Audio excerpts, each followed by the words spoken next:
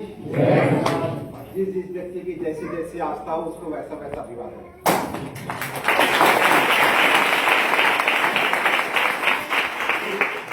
ये जो आवाज है आखिरी तक जाने के लिए जा रहा है, इसकी जरूरत नहीं। और इतने बड़े हॉल में अगर हमें माइक की जरूरत पड़ जाए तो क्या क्रांति लाएगा, क्या लड़ेंगे। देखिए यहाँ पर जो आयोजन समिति है, खासतौर से डॉक्टर साहब जिन्होंने और माध्यम मेरे मित्र, मेरा छोटा भाई अली टंडन जी, जो बहुत ज्यादा मेरी तारीफ करते, इस काबिल तो नहीं हूँ मैं, और ज्यादा ही तारीफ किए, उनका भी धन्यवाद।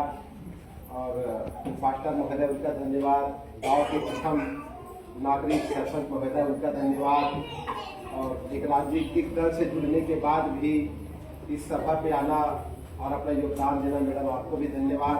और सबसे ज्यादा आप लोगों ने जो इंतजार इस जमीन पे बैठ के इतनी गर्मी पे इंतजार किया, उसके लिए और ज्यादा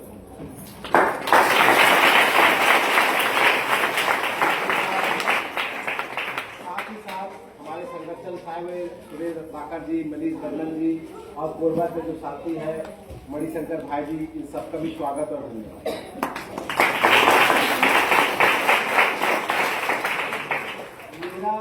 यह संगठन का मकसद ऐसा नहीं है कि भीड़ के बीच में मजमा लगाना और बातें करना।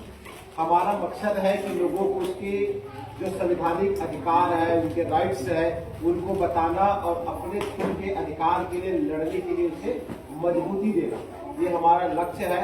तो आप लोगों से मैं 2-3 क्वेश्चन करूंगा, उसके बाद मैं अपनी बातें चालू करूंगा। आवाज में सबसे पहले इतने लोग बैठे हो तो सबसे बड़ी आप लोगों के बीच में जो समस्या है, मैं जहां तक पूरे प्रदेश घूमता हूं, आपके ही मसीह समाज से एक मोजेश लोगन जी है भिलाई से, उसने भी मेरे को एक सभा पे बुलाया था। उस समय भी मैं मसीह समाज के समर्थन में बात किया था। बात मसीह समाज या हिंदू मुस्लिम सिख की नहीं है, बात है जो भी व्यक्ति प्रताड़ित है वो हम उसके साथ हैं, चाहे वो किसी भी समाज से हो।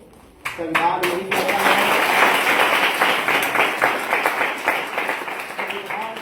यही कहता है कि जो व्यक्ति दबा कुचला है उसी के लिए ही कानून बनाया गया है। कानून तो सबके लिए, लेकिन कुछ स्पेशल अधिकार, स्पेशल राइट्स जो संविधान में डाला गया है, जिनके साथ दुर्व्यवहार, प्रताड़ना या गलत व्यवहार होता है, उन्हीं लोगों के लिए। तो आप लोग जो हो बहुत सारे प्रताड़ना के शिकार होते हो, या बहुत तरीके से धार्मिक रूप से या कुछ धार्मिक ऐसे लोग जो लोग कट्टरपंथ के नाम पे आप लोगों के साथ अत्याचार करते, जो मैं सोशल मीडिया के माध्यम से या आसपास मेरे को देखने मिलता है, या कभी कभी जो मसीह समाज के लोग हैं उनके जिनकी मृत्यु हो जाती है, उस जामगिर की घटना था, उनकी लाश को भी जलाने नहीं दिया गया। वो व्यक्ति था शायद सतनामी समाज से बिलोंग करता था, लेकिन सतनामी समाज के व्यक्ति जो अन्य जो मसीह समाज से जुड़े नहीं थे, उस वही व्यक्ति उसको जलाने के लिए मना कर रहे थे। तो संविधान में कौन कौन से आर्टिकल्स में आप लोगों को अधिकार दिया गया, इसमें से कोई मेरे को बता सकता है?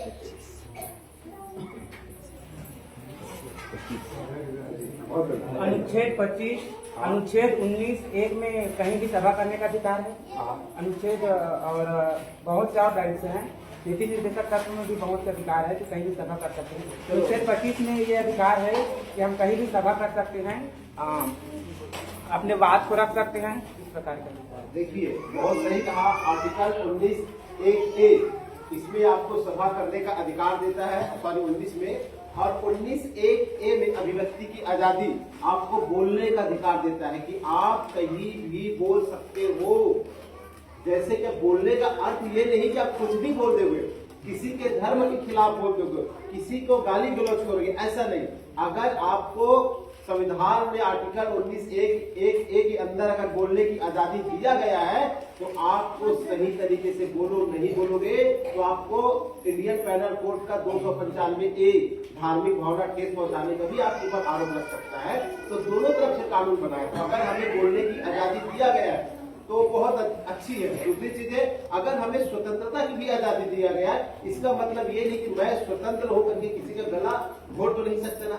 तो दूसरे की स्वतंत्रता के हनन किए बगैर अगर हम अपनी स्वतंत्रता का उपयोग करते तो वो सही स्वतंत्रता है, लेकिन इसका मतलब दूसरे का जाके स्वतंत्रता का हनन करेंगे, ये तो गलत है ना।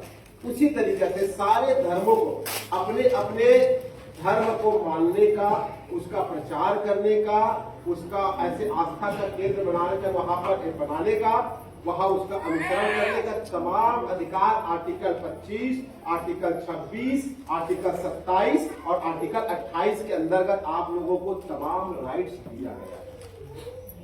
दूसरी चीजें ये है कि मसीह समाज के बीच में अधिकतर सताव जो होता है कि बाहर से लोग आ जाते हैं और आप लोगों के साथ मारपीट करते हैं या तोड़फोड़ करने की कोशिश करते हैं। उस समय आप लोग क्या करते हैं? आपका आर्टिकल इंडियन पेनल कोड फिलहाल अब बीएनएस हो गया है, तो बीएनएस में जब बीएनएस कानून आया उस समय मैं बलौदा बाजार जो अग्निकांड हुआ था आप लोगों को पता है, जिसमें कलेक्टर को जला दिया गया। उस बलौदा बाजार अग्निकांड के मुख्य आरोपी में से एक मुख्य आरोपी मैं भी।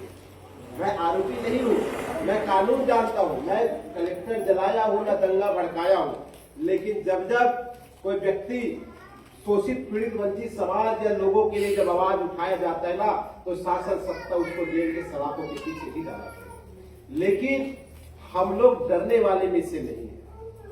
अगर 1000 बार में हमें सूली पे चढ़ाया जाए तो भी हम चढ़ने के लिए तैयार है, और आप लोगों के हक अधिकार के लड़ने के लिए।